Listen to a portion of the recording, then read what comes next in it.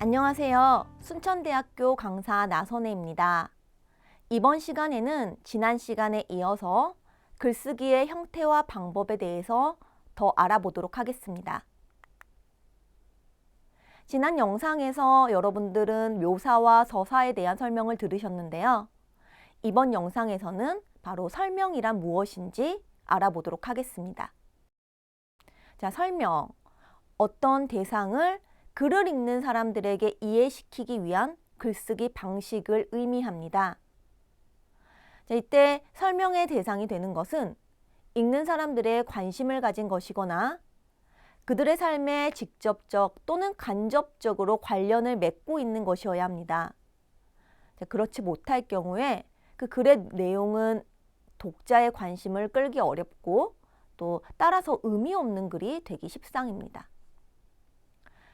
어떤 내용을 효과적으로 설명하기 위해서는 일정한 조건들이 충족되어야 하는데요. 그 중에서도 가장 중요한 것은 먼저 글 쓰는 이가 자신이 설명하고자 하는 대상에 대해서 잘 알고 있어야 한다는 것입니다.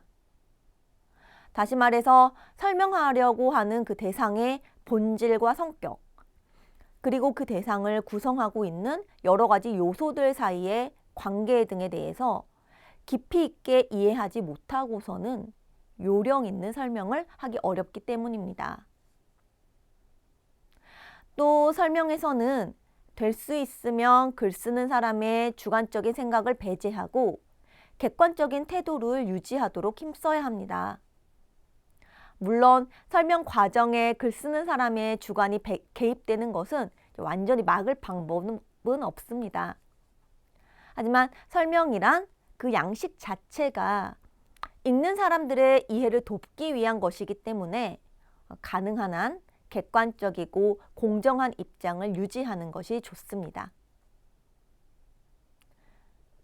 그리고 강조되어야 할 것은 일관성과 논리성의 문제입니다. 효과적인 설명을 위해서는 처음부터 끝까지 일관된 주제의식을 유지해야 합니다. 뿐만 아니라 대상의 여러 가지 측면들과 그것들 사이의 내적인 관련성을 조리 있고 또 요령 있게 설명할 수 있어야 합니다. 이러한 조건들이 충족되지 않으면 설명은 그저 피상적인 수준에 머물게 되고 결국에는 읽는 사람을 이해시키지 못할 것입니다. 자, 설명과 관련해서 재미있는 예문이 하나 있습니다. 그 길이가 짧지는 않은데 여러분들이 흥미있게 읽으실 만한 내용이기 때문에 같이 한번 읽어보겠습니다. 정재승 씨가 한겨레 21에 쓴 사랑은 감정이 아니랍니다 라는 글입니다. 상대에게 끌려 열렬히 좋아하거나 애착을 느끼는 감정 상태. 옥스퍼드 영어사전에는 사랑이 이렇게 정의돼 있다. 기원전 4000년 사랑하는 연인의 모습이 동굴 벽화에 흐릿하게 그려진 이래로 인간은 변함없이 서로 사랑하며 살아왔지만 사랑에 대한 정의만큼은 그때나 지금이나 옥스퍼드 사전에서 크게 벗어나지 않았다. 사랑은 상대가 필요하며 알 수 없는 매력에 끌려 열정적으로 좋아하고 또 깊은 애착을 느끼게 되는 감정의 일종이라는 것이다. 미국의 시인 존 키츠의 표현대로 사랑이란 온갖 자극과 감정이 뒤섞인 소란이라는 것이다. 그러나 최근 사랑에 빠진 연인들의 뇌를 연구하는 신경과학자들은 옥스퍼드 사전에 담긴 사랑의 정의를 조금 수정해야 하지 않냐고 주장한다. 더없이 간결한 옥스퍼드 사전적 사랑에서 그들의 심기를 건드린 단어는 바로 마지막에 붙은 감정이란 단어다. 과학적인 관점에서 봤을 때 과연 사랑을 감정의 한 종류로 보는 것이 타당할까? 이 질문에 대해 신경과학자들은 아니라고 주장한다.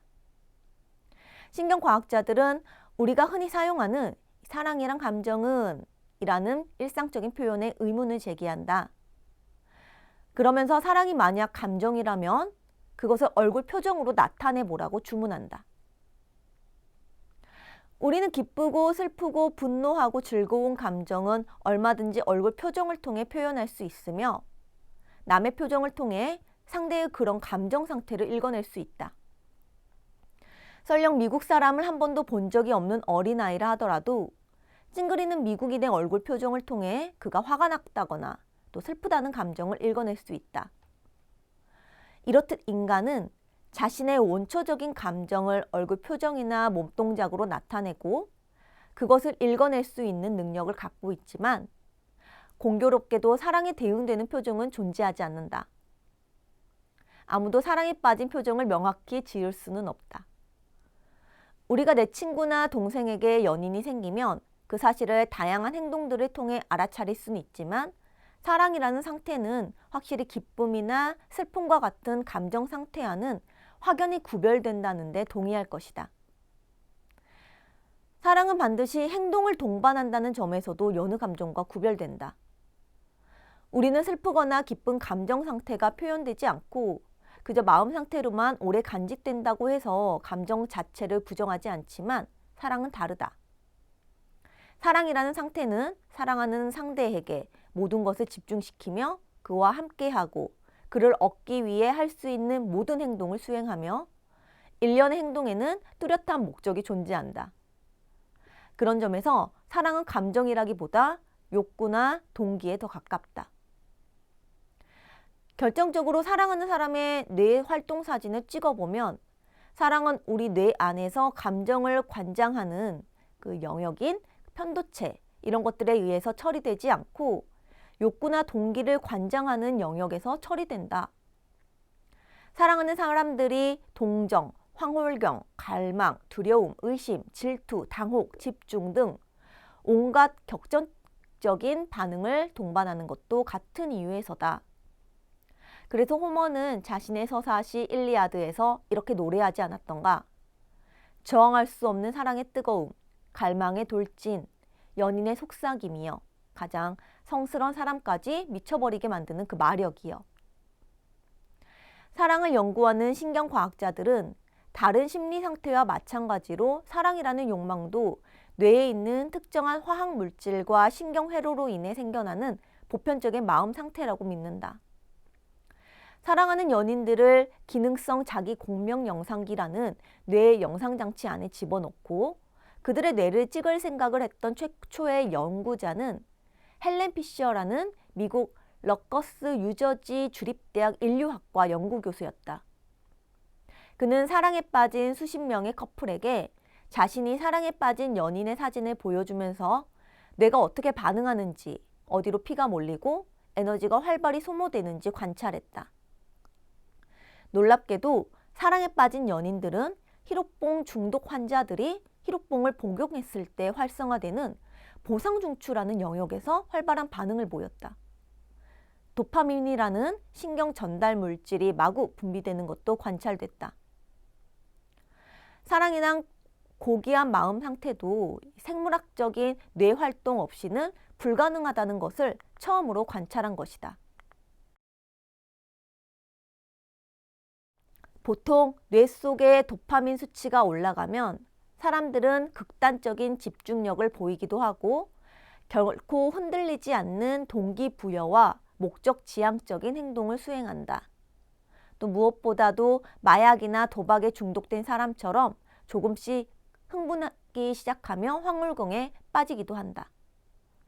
사랑이 우리에게 극도의 쾌감을 주는 것은 연인과 함께 있으면 도파민이라는 신경 전달 물질이 마구 분비되기 때문이다.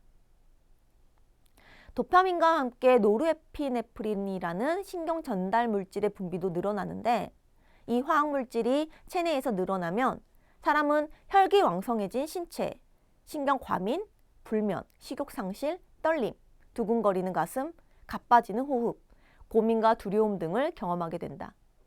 놀랍게도 이 모든 증세는 우리가 사랑에 빠졌을 때 흔히 관찰되는 증세가 아니던가. 낭만적인 사랑의 또 다른 두드러진 징후는 애인에 대한 생각을 놓지 못한다는 점이다. 사랑에 빠진 연인들은 물밀듯이 밀려드는 연인에 대한 생각에서 헤어나오지 못한다. 헬렌 피셔 박사가 쓴 왜 우리는 사랑에 빠지는가에 따르면 헬렌 피셔는 실험에 참여하기 위해 자신의 연구실을 찾은 피험자이자 사랑에 빠진 연인들에게 깨어있는 시간 중에서 애인에 대해 생각하는 시간은 몇 %나 됩니까? 라는 질문을 던졌다고 한다.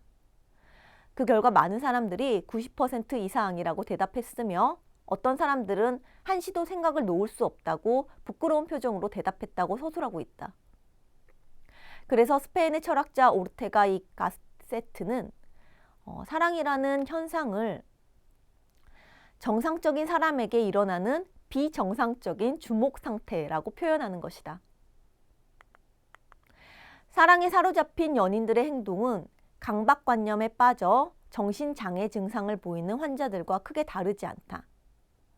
실제로 이탈리아 과학자들의 연구에 따르면 사랑에 빠진 연인의 뇌에 존재하는 세로토닌이라는 신경 전달 물질의 수치가 과도한 강박장애를 앓고 있는 환자들의 뇌에 존재하는 세로토닌의 양과 크게 다르지 않다고 한다.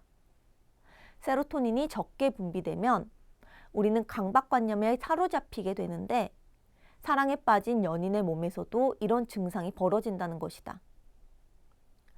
러시아의 대문호 빅토르 위고는 바다보다 넓은 것은 하늘이고 하늘보다 넓은 것은 인간의 마음이다 라고 했지만 미국의 시인 에밀리 디킨스는 하늘보다 넓은 인간의 마음을 뇌로 설명할 수 있다는 사실을 믿었던지 뇌는 하늘보다 더 넓도다 라는 신경과학자들이 너무나도 좋아하는 식구를 남겼다.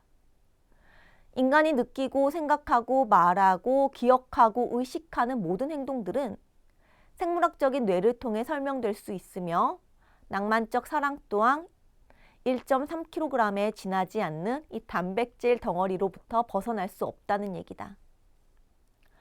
물론 사랑이 특정한 신경 전달 물질과 신경 회로의 작동을 반드시 동반한다 해서 그것으로 사랑을 완벽히 설명할 수 있다고 믿는 과학자는 그리 많지 않다. 사랑하는 동안 과도하게 분비되는 도파민이나 세로토닌, 노르에피네프린 같은 신경 전달 물질이 사랑의 원인인지 결과물인지 혹은 그저 부산물인지는 아직 아무도 모른다. 다만 확실한 것은 사랑을 하는 동안 우리가 보이는 많은 비정상적인 행동들을 이 신경 전달 물질의 평소 역할로 상당 부분 설명할 수 있다는 사실이다. 자, 좀 길었는데요. 어떤가요, 여러분? 재밌게 읽으셨나요? 자, 이 글은 사랑을 신비하고 미묘한 감정의 파동 정도로 이해하는 그런 우리의 상식적인 견해에 맞서서 생물학적인 관점에서 사랑을 설명한 글입니다. 자, 이런 설명이 사랑에 대한 완벽한 설명이라고 하기는 어렵지만 사랑의 또 다른 측면, 즉 사랑 때문에 생겨나는 생리학적인 변화에 대해서 설명함으로써 사랑에 대한 이해를 깊이 있고 또 풍부하게 해줍니다.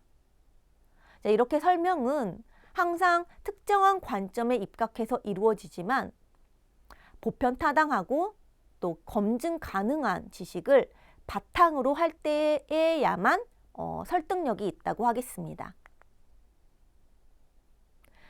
효과적인 설명을 위해서는 무엇보다 설명하고자 하는 대상에 대해서 정확하고 풍부한 지식이 전제되어야 합니다. 자, 그리고 그 지식을 알기 쉽고 또 조리 있게 표현할 수 있는 기술적인 능력도 요구됩니다. 자, 이 두 가지 조건 중에서 좀 더 중요한 것은 정확하고 풍부한 지식이지만 이 둘 중에 어느 하나라도 갖추지 못하면 읽는 사람이 쉽게 이해할 수 있는 글을 쓰는 것은 불가능합니다. 따라서 이 두 가지 능력은 별개의 것이라고 할 수 없습니다. 대상에 대한 풍부하고 정확한 이해는 그것을 조리 있고 또 쉽게 표현하기 위한 기본적인 전제가 되기 때문입니다. 자, 설명이라는 이 기술 방식이 근본적으로 글 쓰는 이와 읽는 이 사이의 대화라는 점을 감안하면 글 쓰는 이가 자신의 지식을 정확하고 조리 있고 또 쉽게 표현할 수 있는 기술적인 능력을 갖추는 것이 아주 중요한 의미를 지닙니다. 특히 글을 읽는 이의 직접 수준을 감안해서 적절한 용어를 선택하거나 문체를 조절하는 일, 또는 서사의 순서와 서사되는 내용의 수준을 조절하는 일 등은 효과적인 설명을 위해서 아주 중요한 의미를 지닙니다.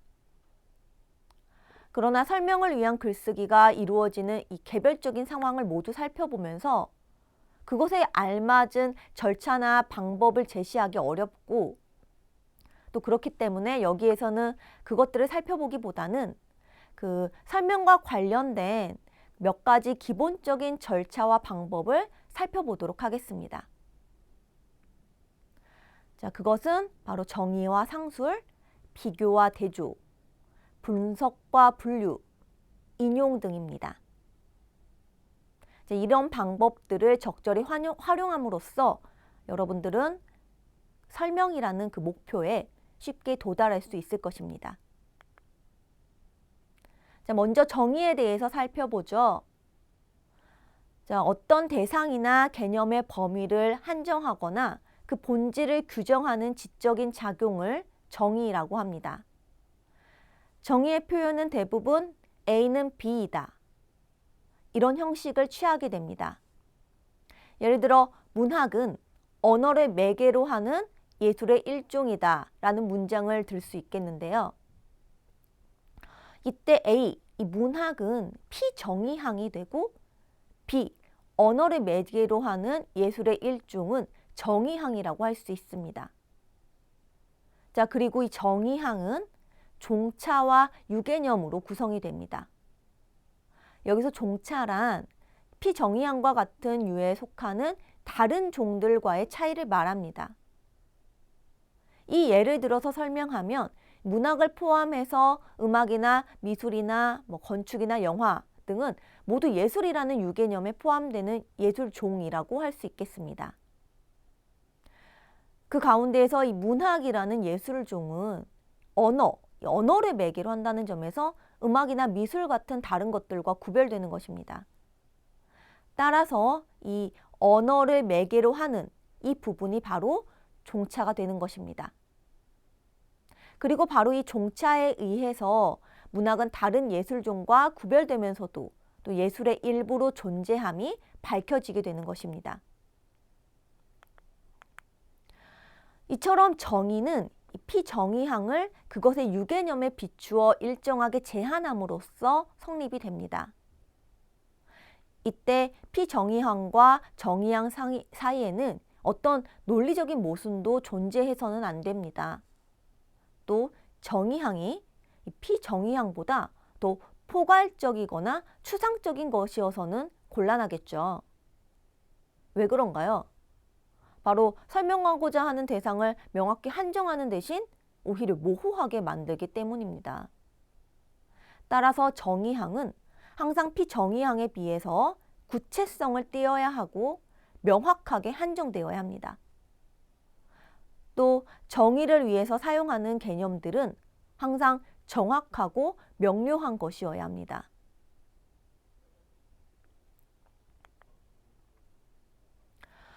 그런데 실상 이런 정의만으로는 어떤 대상을 명확하게 설명하기 어려운 경우가 많습니다. 특히 복잡한 개념을 설명할 경우에, 그리고 그 개념 자체가 사회적이고 역사적으로 상당한 변모 과정을 겪은 경우에는 단순히 A는 B이다 라는 정의만 가지고 이 피정의항의 본질을 이해시키기가 어렵습니다. 가령 국민을 예로 들어보면 이 국민을 하나의 국가를 구성하는 사람들의 총칭이다 라고 정의할 수 있지만 이 정의는 사실 그다지 만족스러운 것이 되기 어렵습니다. 왜냐하면 이 국민이라는 개념 자체가 역사적인 산물인 까닭입니다. 따라서 국민이라는 개념을 정확하게 정의하기 위해서는 이 국가 제도의 역사적인 발전 과정과 여러 가지 국가 형태에 대한 고찰, 또 각각의 경우에 국가를 구성하는 사람들이 존재하는 방식들을 살펴보아야 합니다. 자, 이렇게 한 개념의 역사적인 변천 과정과 그 개념의 내포를 다각적으로 살펴봄으로써 그것을 정의하는 것을 확장된 정의라고 합니다. 여러 가지 학문적 개념들은 대부분 이런 확장된 정의로 이루어져 있습니다.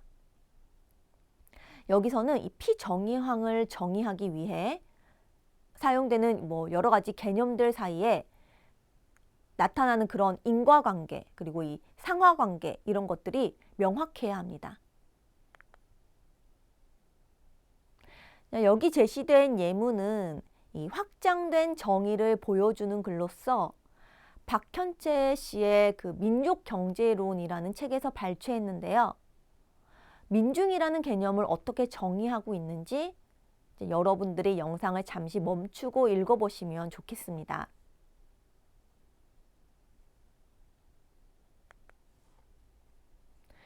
다음은 상술입니다. 복잡한 구조를 지닌 대상이나 개념의 경우는 단번에 정의하기가 어렵죠. 따라서 이런 경우에는 정의에 대한 상세한 설명이 불가피합니다.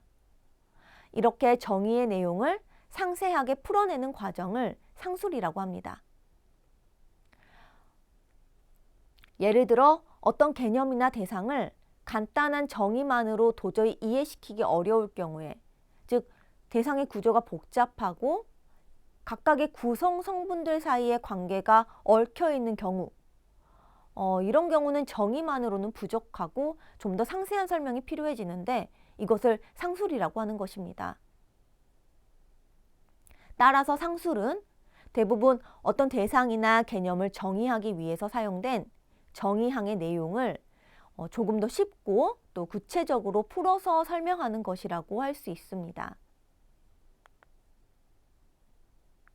자, 여기 제시된 예문은 김학진 씨의 정보화 사회의 에이즈 컴퓨터 바이러스에서 가져온 것입니다. 자, 컴퓨터 바이러스에 대해 어떻게 상술해 놓았는지 이번에도 영상을 잠시 멈추고 읽어보시겠습니다.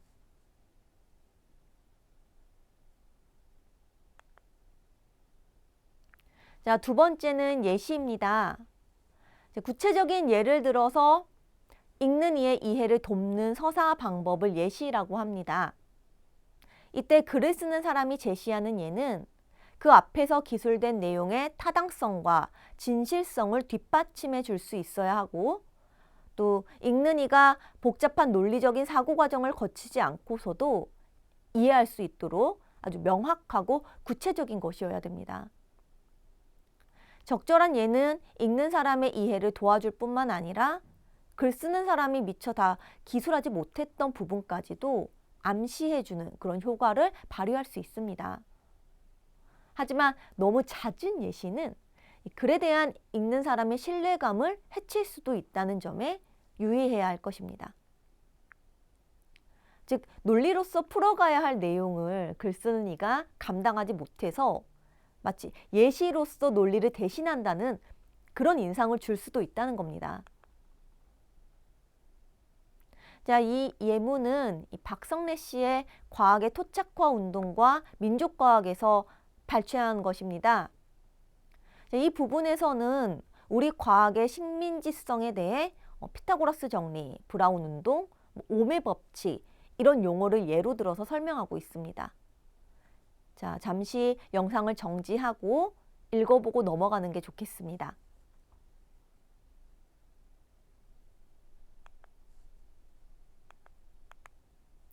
다음은 비교와 대조입니다.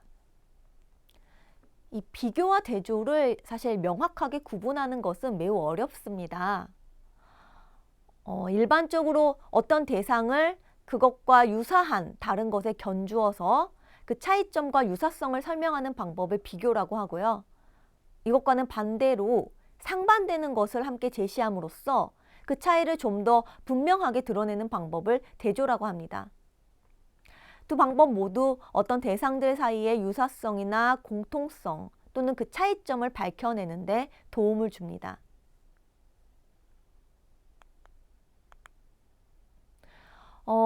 효과적인 비교와 대조를 위해서는 먼저 비교와 대조의 기준이 일관되어야 하는 것이 중요합니다. 이런 기준의 일관성을 상실할 경우에는 이 비교와 대조가 설명하고자 하는 대상의 본질을 명확하게 드러내기보다는 오히려 혼란스럽게 만들기 쉽습니다. 먼저 비교의 예부터 보시겠습니다. 자, 이 글은 김성윤 씨의 커피 이야기에 나오는 한 부분인데요. 커피 원두인 아라비카와 로부스타를 비교해 놓았습니다. 잠시 멈추고 읽어보시겠습니다.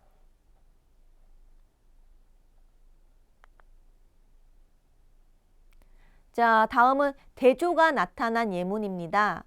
자, 이 예문은 조헌영 씨의 한방 이야기에 실린 내용인데요. 그 축농증을 한 예로 동양 의술은 종합적이고 서양 의술은 국소적이다, 이렇게 대조해서 서술해 놓았습니다. 이건 역시 잠시 읽어보겠습니다.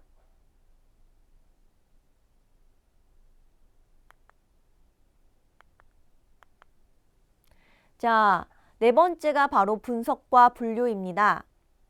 어떤 대상을 그것을 구성하고 있는 부분들로 나누는 것을 분석이라고 하고, 또 여러 개의 대상들을 어떤 공통성에 따라서 나누는 것을 분류라고 하는데요.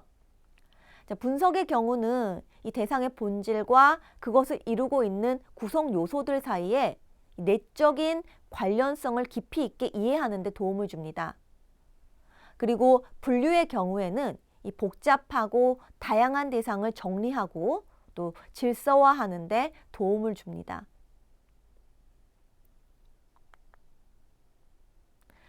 이것은 분석에 대한 예문인데요.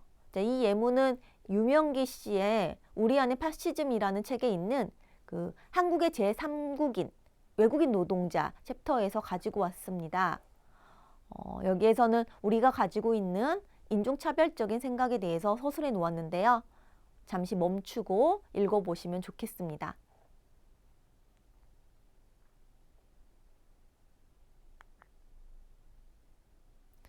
자, 이건 분류에 대한 예문인데요. 장춘익 씨의 생태 문제와 인문학적 상상력에 실려 있습니다. 그 생태 철학을 심층 생태학과 생태 여건주의 그리고 사회 생태학이라는 세 가지 입장에서 나누어 살펴보았습니다. 이건 역시 영상을 잠시 정지하고 읽어보시겠습니다.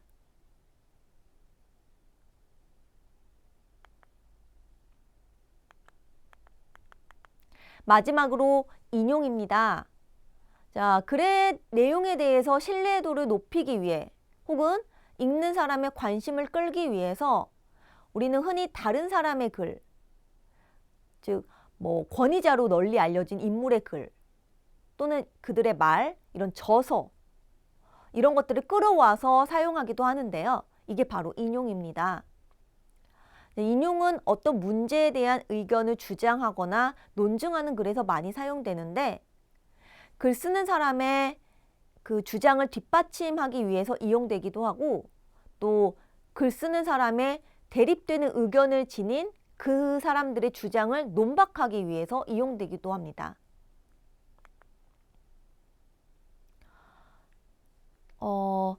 중요한 것은 남의 글을 인용할 때 반드시 그 출처를 밝혀야 한다는 것입니다. 그렇지 않을 경우에는 다른 사람이 애써서 써놓은 글들을 그냥 무책임하게 도용하는 것이 될 수도 있습니다. 흔히 우리가 말하는 표절이 이런 경우에 해당되는데요. 남의 말이나 글을 끌어올 때는 반드시 따옴표를 하거나 별도의 행으로 처리해서 인용임을 밝혀야 합니다. 그리고 그 출전을 밝히는 것이 좋습니다.